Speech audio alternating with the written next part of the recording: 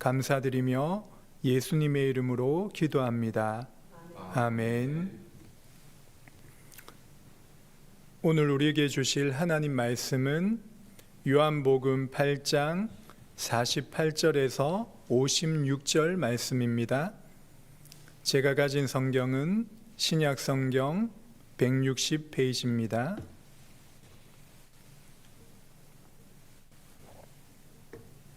요한복음 8장 48절에서 56절 말씀 다 찾으셨으면 우리 한 절씩 교독하겠습니다. 유대인들이 대답하여 이르되 우리가 너를 사마리아 사람이라 또는 귀신이 들렸다 하는 말이 옳지 아니하냐. 예수께서 대답하시되 나는 귀신 들린 것이 아니라 오직 내 아버지를 공경함이거니걸. 너희가 나를 무시하는도다. 나는 내 영광을 구하지 아니하나 구하고 판단하시는 이가 계시니라. 진실로 진실로 너에게 이르노니 사람이 내 말을 지키면 영원히 죽음을 보지 아니하리라. 유대인들이 이르되 지금 내가 귀신 들린 줄을 아노라. 아브라함과 선지자들도 죽었거늘 내 말은 사람이 내 말을 지키면 영원히 죽음을 맛보지 아니하리라 하니 너는 이미 죽은 우리 조상 아브라함보다 크냐. 또 선지자들도 죽었거늘 너는 너를 누구라 하느냐.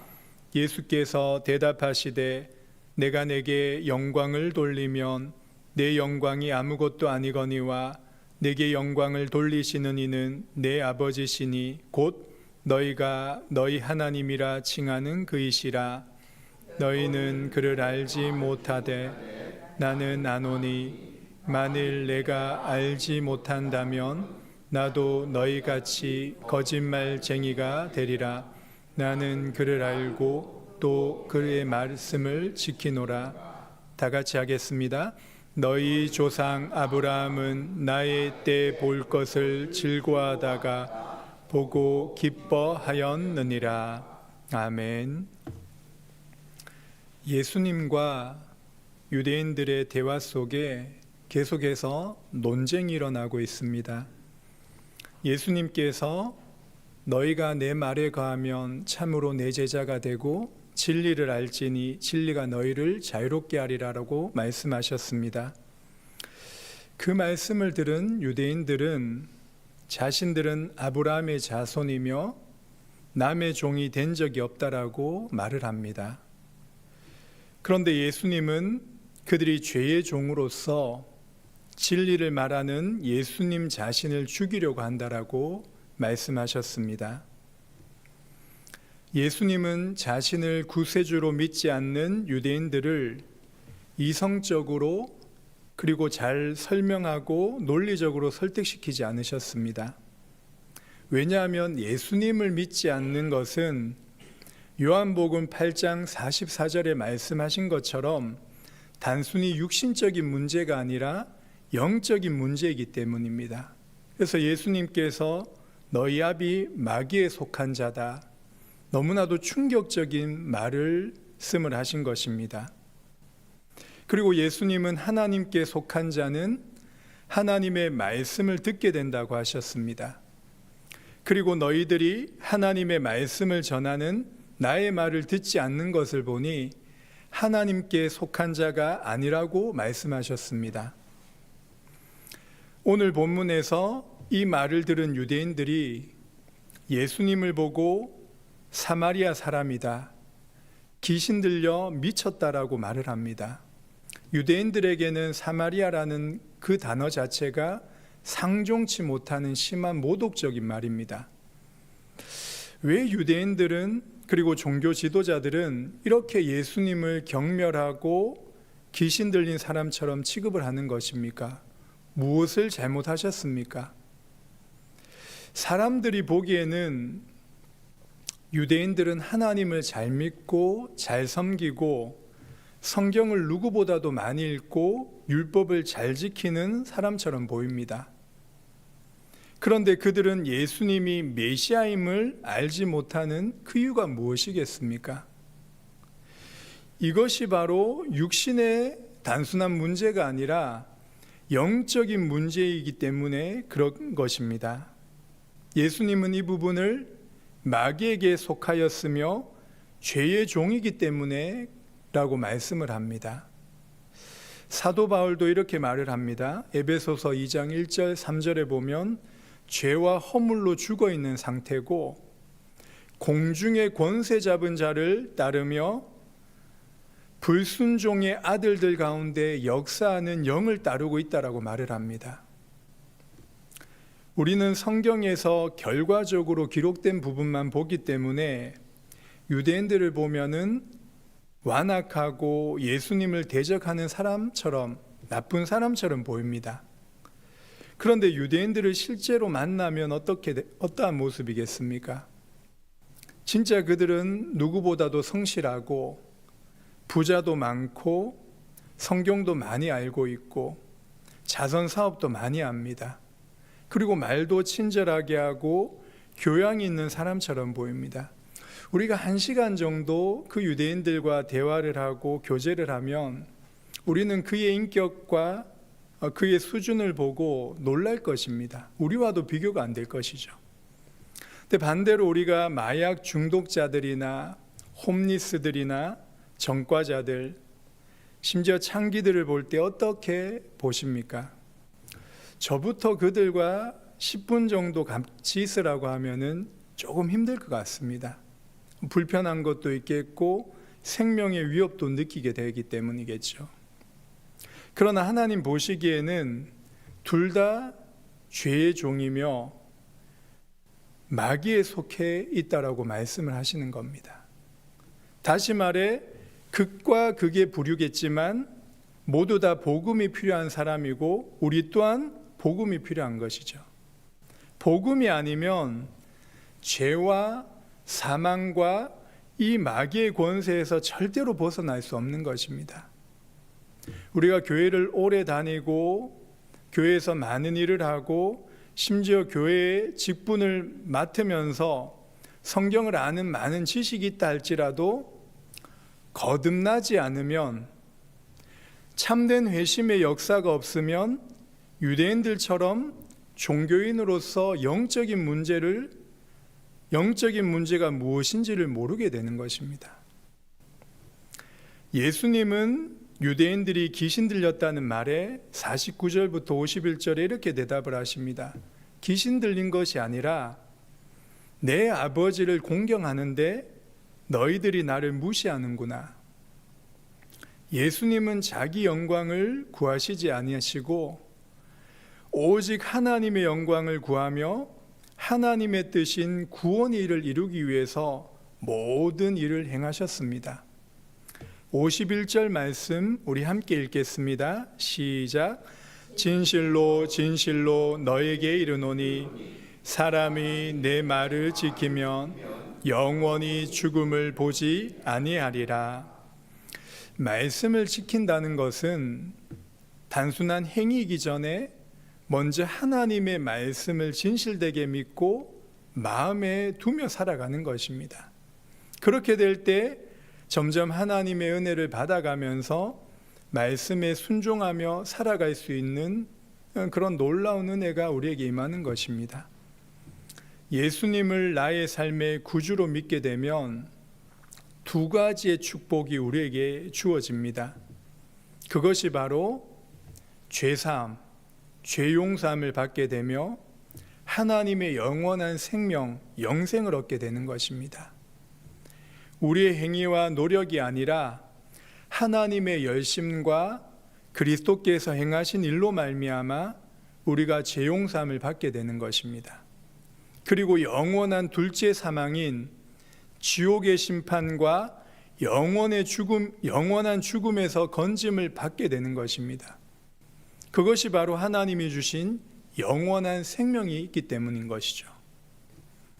52절에 보면 유대인들은 또다시 예수님에게 귀신 들렸다라는 심한 모독을 가합니다.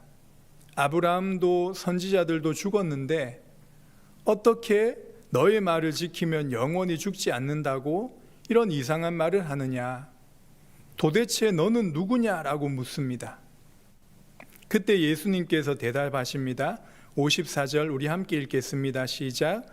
예수께서 대답하시되 내가 내게 영광을 돌리면 내 영광이 아무것도 아니거니와 내게 영광을 돌리시는 이는 내 아버지시니 곧 너희가 너희 하나님이라 칭하는 그이시라. 예수님은 자기의 영광을 위해 사신 분이 아니라 오히려 하나님 아버지께서 자신을 통해 영광 받으신다는 것입니다. 예수님은 유대인들에게 너희들이 하나님 아버지를 알고 믿는다고 하지만 사실은 모른다. 하나님과 상관이 없다라고 이렇게 일괄하십니다. 우리가 하나님을 바르게 알고 믿기 위해서는 오직 중보자 대신 그리스도 예수를 통해서만 바로 알 수 있는 것입니다. 요한복음 14장 6절에 예수님이 내가 곧 길이요 진리요 생명이니 나로 말미암지 않고는 아버지께로 올 자가 없느니라고 말씀하십니다. 우리 신앙생활에 있어서 예수님이 중심이 되어야 합니다. 어떠한 섬김도 어떠한 희생도 좋은 사람 관계도 이것을 대체할 수 있는 것은 아무것도 없는 것입니다. 우리는 오직 예수님만이 구원의 유일한 길이시며 영원한 진리의 말씀이시며 또한 우리의 생명의 근원이심을 믿는 것입니다. 예수님이 또한 중요한 말씀을 하셨죠. 요한복음 8장 56절 함께 읽겠습니다. 시작. 너희 조상 아브라함은 나의 때 볼 것을 즐거워하다가 보고 기뻐하였느니라. 아브라함은 적어도 예수님이 이 땅에 오시기 전 1800년 전에 죽은 사람이었습니다. 그런데 아브라함이 주님의 때를 보았다고 말씀하셨습니다. 아브라함이 어떻게 구원을 받았습니까? 율법을 지키고 할례를 행하고 이삭을 바침으로 행위로 구원받은 것이 아닙니다. 갈라디아 3장 8절에 보면 또 하나님이 이방을 믿음으로 말미암아 의로 정하실 것을 성경이 미리 알고 먼저 아브라함에게 복음을 전하되 모든 이방인이 너로 말미암아 복을 받으리라 하였느니라. 아브라함은 창세기 3장 15절에 여자의 후손으로 오실 메시아를 바라보며 구원을 받았습니다. 그리고 아브라함은 그의 아들 이삭의 출생에 대한 약속을 받고 기뻐하였습니다. 아브라함은 메시아가 그의 후손으로 나실 것을 바라보며 즐거워하였습니다. 그리고 결정적인 것은 창세기 22장에 모리아 산에서 이삭을 바치는 번제 사건을 통해서 그의 마음에 깊이 복음이 새겨지게 된 것입니다. 독자 이삭을 바쳐 번제를 드려야 하는데 하나님이 친히 이삭을 대신하여 어린 양을 준비하신 것입니다. 아브라함은 희미하지만 이처럼 오실 메시아가 행하실 일을 바라보며 즐거워하며 기뻐한 것입니다. 우리는 성경 전체 구약이나 신약 모두 영원한 생명은 오직 그리스도를 통해 주어진다고 믿는 것입니다. 구약 성경은 신약 성경과 반대되거나 연속성이 없다라고 말하는 것은 잘못된 가르침입니다. 구약 성경은 율법을 행함으로써 구원을 받고 신약 성경은 은혜로 구원을 받는다. 이건 잘못된 가르침이죠. 그래서 우리는 구약 성경을 읽을 때에도 이 사실을 마음에 깊이 새기며 그리스도 예수를 발견해야 되는 것입니다. 말씀을 맺겠습니다.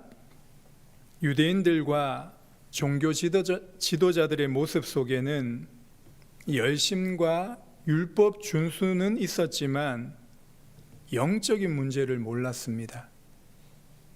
우리의 신앙생활을 하면서 열심을 내는 것은 참으로 필요한 부분이고 중요합니다.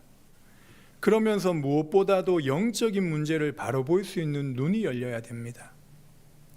우리의 일상에서 일과 가정과 사람 관계 속에 일어나는 영적인 일들을 바로 알아야 됩니다.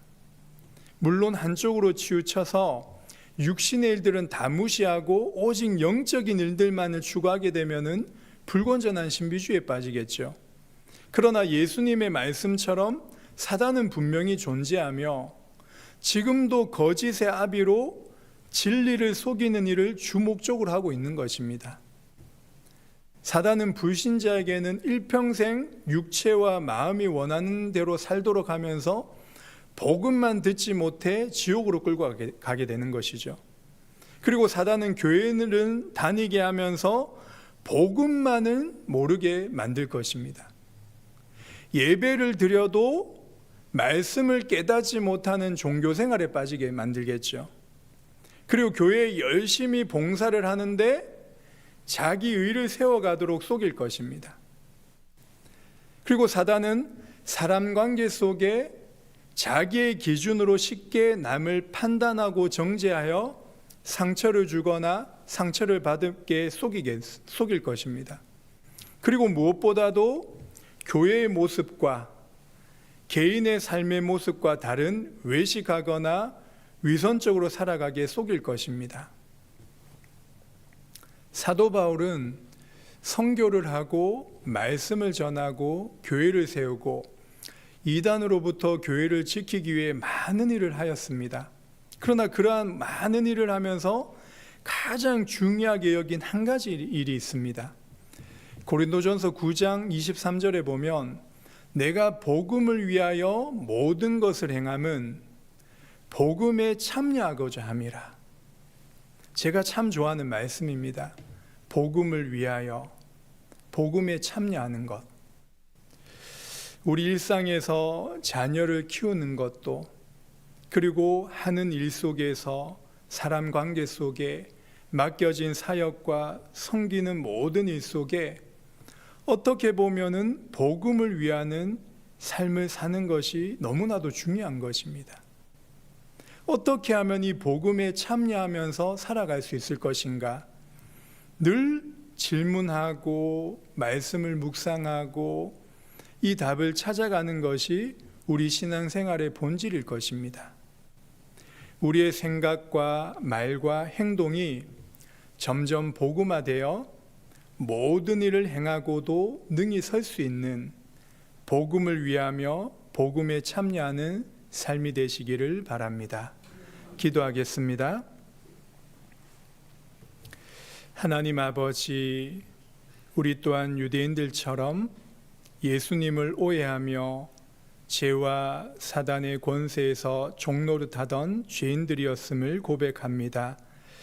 그러나 하나님의 은혜로 예수 그리스도로 말미암아 우리를 구원하시고 죄사함과 영생을 주셔서 진심으로 감사드립니다.